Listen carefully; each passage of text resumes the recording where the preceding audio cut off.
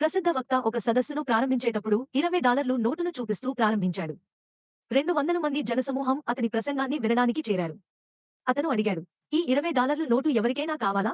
200 చేతులు పైకి లేచాయి. అతను చెప్పాడు, నేను ఈ $20 మీలో ఎవరికైనా ఇవ్వబోతున్నాను, కానీ ముందుగా నేను ఇలా చేస్తాను.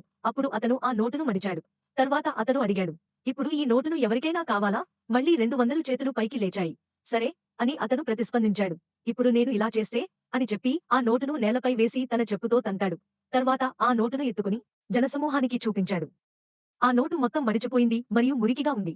ఇప్పుడు ఎవరికైనా కావాలా అని అడిగాడు. మళ్ళీ అన్ని చేతులు పైకి లేచాయి. నా మిత్రులు, నేను మీకు ఒక ముఖ్యమైన పాఠం నేర్పాను. నేను ఈ డబ్బుకు ఏం చేసినా మీరు ఇప్పటికీ దీనిని కోరుకున్నారు, ఎందుకంటే దీని విలువ తగ్గలేదు. ఇది ఇప్పటికీ $20 విలువ గలది. మన జీవితాలలో చాలా సార్లు మనం జీవితంలోని సమస్యల వలన మడవబడతాము, నేల మీద పడిపోతాము. మనం చెడు నిర్ణయాలు తీసుకుంటాము లేదా కష్టమైన పరిస్థితులను ఎదుర్కొంటాము. మనం విలువ లేనివారమని అనిపిస్తుంది. కానీ ఏమి జరిగినా లేదా ఏమి జరగబోతున్నా మీరు మీ విలువను ఎప్పటికీ కోల్పోరు. మీరు ప్రత్యేకమైనవారు, దీన్ని ఎప్పటికీ మరవద్దు. Please like and subscribe our channel.